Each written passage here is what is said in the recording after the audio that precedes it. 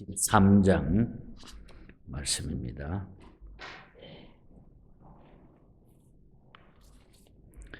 출애굽기 23장 1절부터 9절까지 우리 함께 보도록 하겠습니다. 우리 함께 합독합니다. 너는 거짓된 풍설을 퍼뜨리지 말며 악인과 연합하여 위증하는 증인이 되지 말며 다수를 따라 악을 행하지 말며 송사의 다수를 따라 부당한 증언을 하지 말며 가난한 자의 송사라 해서 편벽되이 두둔하지 말지니라. 내가 만일 내 원수의 길 잃은 소나 나귀를 보거든 반드시 그 사람에게로 돌릴지며 내가 만일 너를 미워하는 자의 나귀가 짐을 싣고 엎드려짐을 보거든 그것을 버려두지 말고 그것을 도와 그 짐을 부릴지니라. 너는 가난한 자의 송사라고 정의를 굽게 하지 말며 거짓 일을 멀리하며 무죄한 자와 의로운 자를 죽이지 말라. 나는 악인을 의롭다 하지 아니하겠노라. 너는 뇌물을 받지 말라. 뇌물은 밝은 자의 눈을 어둡게 하고 의로운 자의 말을 굽게 하느니라. 너는 이방 나그네를 압제하지 말라. 너희가 애굽 땅에서 나그네 되었은즉 나그네의 사정을 아느니라. 아멘. 아멘. 오늘 아침도 우리 하나님의 큰 은혜가 함께하기를 축복합니다. 서로 한번 얼굴 보시면서 안부하시고 주님 축복합니다. 주의 이름으로 축복합니다. 사랑합니다. 사랑합니다. 오늘 아침에는 우리 십계명을 주신 후에 계속 가나안에 들어가서 이스라엘 백성들이 지켜야 할 그 규례에 대해서 십계명을 더 세부적으로 계속해서 풀어주는 그런 말씀들입니다. 그래서 성도가 지켜야 할 그 규례에 대해서 다시 한번 우리가 세심한 부분들을 살펴보려고 합니다.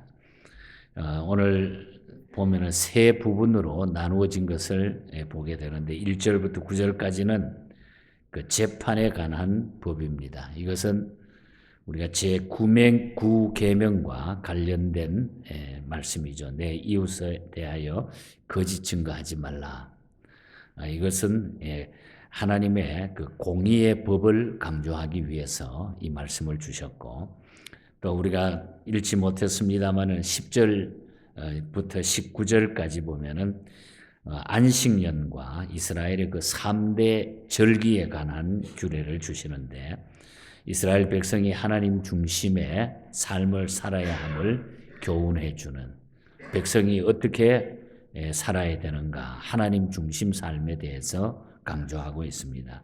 그리고 끝으로 20절 이하에 쭉 나타나는 그 가나안 땅에서 들어가 가지고 준수해야 될 규례 사항들 이것은 약속의 땅으로 인도하실 하나님께 순종할 것을 촉구하는 그런 내용들입니다. 그래서 우리가 이런 말씀들을 염두에 두고 주신 말씀들을 간단하게 설명하면서 기도 제목을 또 우리의 삶을 다시 돌아보는 그런 시간이 되기를 바랍니다. 먼저 우리는 1절부터 9절 사이에 있는 말씀을 보면은 도덕상의 규례에 대해서 말씀하고 있습니다. 말씀드린 대로 9계명과 관련된 그런 율례라는 것입니다. 특히 그 재판 과정에 재판관과 증인들이 주의해야 할 점에 대해서 말하고 있습니다. 먼저 증인이 나오는데 이 증인은 거짓 증인이나 무고함이 있어서는 절대 안 된다. 그렇게 말합니다. 그러므로 우리가 미국 같은 데 보면은 뭐 각 주별로 조금 차이는 있습니다만은 언제나 성경 위에 손을 얹게 하고 선서를 한 다음에 증인이 감당을 합니다. 우리 한국 같은 법정에는 이렇게 손을 들고 판사 앞에서 법관들 앞에서 선서를 하고 증인 채택을 해서 증인을 하는 것을 보게 되는 것이죠. 그러니까 이 증인이 거짓 증인을 했을 때에, 증거를 했을 때는 아주 그 죄가 굉장히 엄하다고 하는 사실을 알 수가 있죠. 그래서 증인은 거짓 증인이나 무고함이 있어서는 절대 안 된다. 전혀 그렇지도 않는데 그렇게 만들기 위해서 조작을 한다거나 그런 일을 통해 가지고 사회에 악이 또 생기게 된다는 것이죠. 그리고 재판관은 다수를 따라 악행하지 말라고 했습니다. 다수라고 다 선한 것이 아닙니다. 재판관은 다수나 소수나 관계없이 다 하나님의 양심의 법을 따라 치우치지 않는 공정한 재판을 해야 된다. 그런데 오늘 이 사회가 요즘 시대는 이거 자기 기분에 내키게 또 뒤에서 어떻게 하는가에 따라 가지고 그 환경에 따라서 변해 가지고 그 법까지 바꾸어 버리고 그걸 판단을 잘못해서 큰 일들이 벌어지는 이런 모습들. 요즘 우리 한국의 그 모습을 그대로 우리가 보고 있는 것과 같은 이런 모습입니다. 그리고 뇌물을 받지 말라 그랬어요. 8절에 보면 뇌물을 받지 말라. 이 또한 공정한 재판을 위해서 뇌물을 받으면 안 됩니다. 재판관은 이렇게 공정하라는 거죠. 뇌물을 받으면 안 되는. 그러니까 뇌물 사건이 얼마나 많이 일어납니까? 뭐 50억이나 뭐 100억을 받았다. 뭐 뇌물 받고. 이렇게 한다고 하면은 이 세상은 정상적으로 돌아갈 수가 없다는 거예요. 재판관은 공정한 재판을 위해서 바른 판단을 내려야 되고 뇌물을 받지 말아야 됩니다. 그러나 재판관은 이렇게 공정해야 하지만은 사적인 생활에서는 온갖 호의를 베풀면서 살라고 명령을 했습니다. 심지어 원수는 물론 원수의 소나 나귀 등 짐승에게까지라도 호의를 베풀라고 말을 하고 있습니다. 그러므로 우리는 이 말씀을 통해서 받는 교훈은 우리의 삶도 공적인 일에는 아주 공정하게 우리가 판단하고 살아야 되고 사적인 일에는 원수를 사랑하라고 하는 그리스도의 사랑을 실천하면서 사는 것. 이것이 십계명 정신이라는 거죠. 우리가 하나님 사랑하고 이웃을 사랑할 때에 이러한 하나님의 공의를 지켜나가는 우리가 삶을 살게 된다. 하나님은 공의로우신 하나님이다. 우리에게 주시는 분명한 메시지가 이미 하나님이 이렇게 말씀을 통해서 이미 인간사회에 주셨다는 거예요. 그래서 이걸 따라서 세상 법도 만들어졌는데 이게 잘 지켜지지 않고 있다는 거죠. 그 다음에 우리가 10절부터 19절까지를 보면은 종교상의 규례에 대해서 말씀을 하고 있습니다. 먼저 안식년 제정에 관해서 10절에서 11절이 말씀하고 있습니다. 7년마다 한 해씩 토지는 쉬게 해주도록 휴경하도록 만들었습니다. 왜 안식년을 제정하셨을까요? 먼저 이 안식년에 대한 중요한 내용은 하나님께서 인도하실 땅이 얼마나 풍요한가를 말씀해 주기 위함입니다. 나아가서는 위대한 지주이신 하나님을 의지케 하기 위해서 안식년 제도를 주셨다는 거예요. 이것은 하나님의 섭리였습니다. 우리가 벌써 이스라엘 백성들이 출애굽하면서 6일 동안의 만나가 7일을 지탱해 주셨다는 거죠. 그러니까 6일 동안 매일 양식을 갖다 거뒀는데 7일째 안식일 때는 안 내려주셨어요. 그런데 6일째 되는 날 거둬들인 것이 그 다음 날 토도 벌레가 나지 않았어요. 보통 날은 다 벌레가 나서 버렸는데 하나님의 섭리라는 거죠. 6년 동안의 농사가 7년을 지탱해 줄 것을 믿고 신뢰하라고 하는 그런 말씀이에요. 그래서 1년 동안은 땅도 쉬도록 만들어졌다. 그러므로 7년째 자연적으로 그냥 땅을 자연적으로 두면은 거기에서 나는 소산은 가난한 자가 먹거나 들짐승이 먹도록 그렇게 내버려 뒀다는 거죠. 이렇게 하나님은 하나님의 택한 백성은 물론이거니와 가난한 자와 들짐승들까지 돌보는 국률의 하나님이라고 하는 사실을 보여주는 것이 안식년 제도에 나타나 있는 뜻입니다. 그래서 하나님이 모든 것을 하신다. 위대한 지주이신 하나님을 의지하며 살아가라. 그대로 지키면서 살아가면 복이 된다는 거예요. 우리가 육신도 그렇잖아요. 7일 계속 일하고 쉬는 날 없이 살다 보면 금방 육신도 망가지잖아요. 하루는 쉬라는 거예요. 하나님을 의지하는 그 믿음. 그것이 바로 우리가 하나님 앞에 살아가는 신앙의 자세라는 겁니다. 그 다음에 지켜야 할 절기에 관해 가지고 14절부터 17절 나타나죠. 이것은 매년 지켜야 하는 절기로서 출애굽을 기념하기 위하여 구원의 절기인 유월절, 그리고 첫 열매를 드리는 맥추절, 그리고 모든 곡식을 추수하는 것을 감사하는 수장절, 이것을 지키라는 거죠.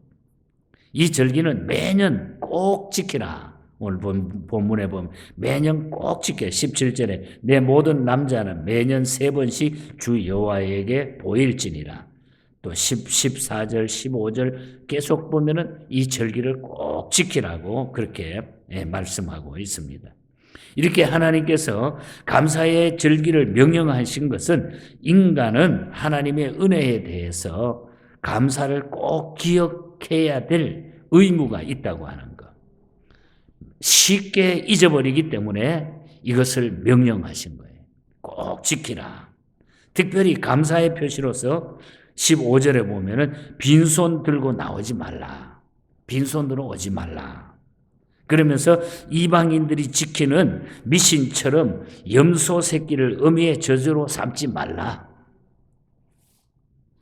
또 토지에서 처음 거둔 열매의 가장 좋은 것을 가져다가 너희 하나님의 전에 갖다 드리라. 19절. 이 절기를 지키면서 하나님 앞에 감사하는 일들을 잊어버리지 말라는 거죠.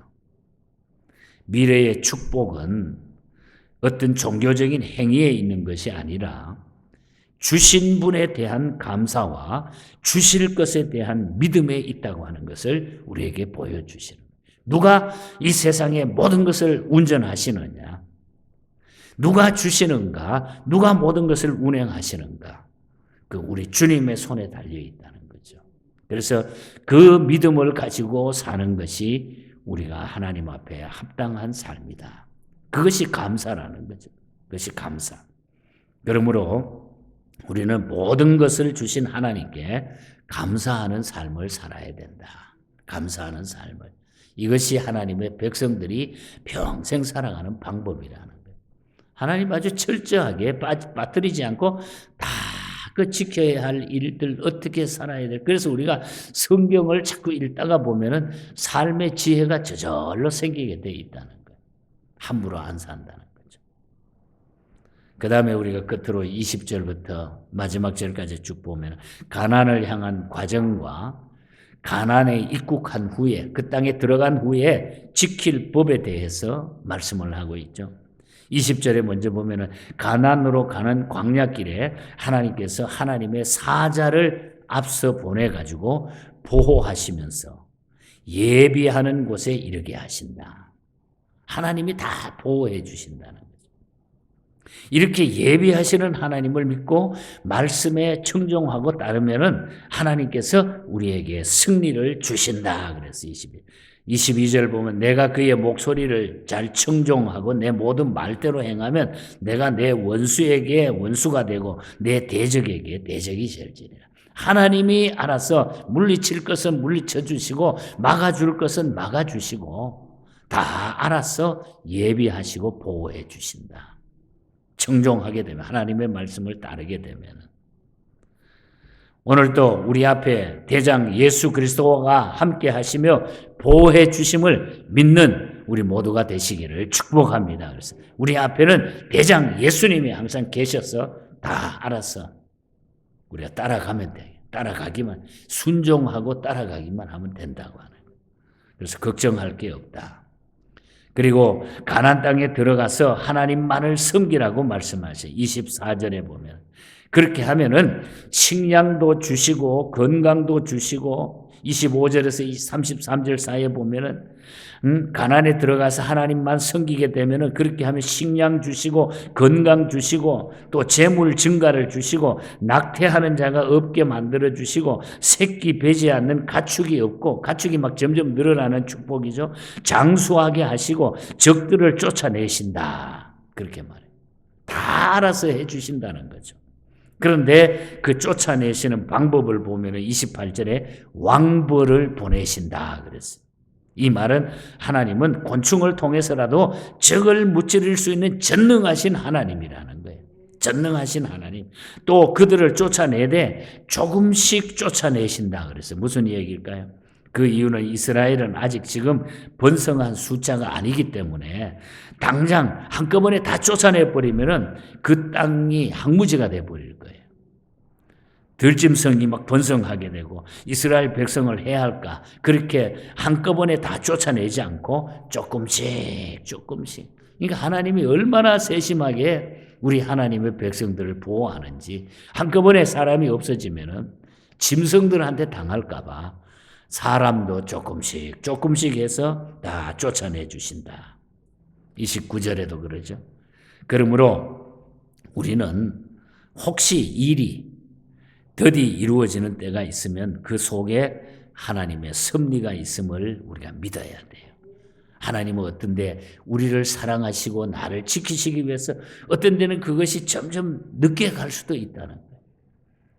그러나 하나님이 분명히 빨리 나한테 필요한 거 빨리 해야 될 일은 하나님이 알아서 빠르게 해주시고 어떤 데는 더디 가가지고 막 애를 태울 때가 있어요. 뭔가는 나에게 그것도 유익을 주시는 하나님의 섭리가 그 속에 있다는 거 이걸 믿으시기를 바랍니다. 그래서 여러분들 앞에 놓여 있는 지금 힘든 일들이 다 있을 거예요. 왜 그럴까? 기도하면서 하나님의 응답을 기다리시기 바랍니다. 하나님의 뜻이 다 있어요. 하나님께서는 너무너무 자상하시기 때문에 감사하고 그냥 살아가면은 하나님은 다 알아서 하나님이 철저하게 거두어 주신다. 문제는 우리들에게 있지, 내 자신에게 있지, 하나님께 문제가 있는 게 아니에요. 그래서 이스라엘 백성들이 이렇게 철저하게 하나님이 해 주셨는데도 불구하고 자기네 마음대로 하다가 또 넘어지고 자기네 마음대로 계획하다가 또 실패하고 오늘 우리도 마찬가지죠. 그러나 여러분 우리가 순종하고 청종하며 주님을 따라가는 살아갈 때에 주님은 언제나 누구 편? 내 편이 돼 주신다. 주님은 언제나 내 편이 돼 주신다.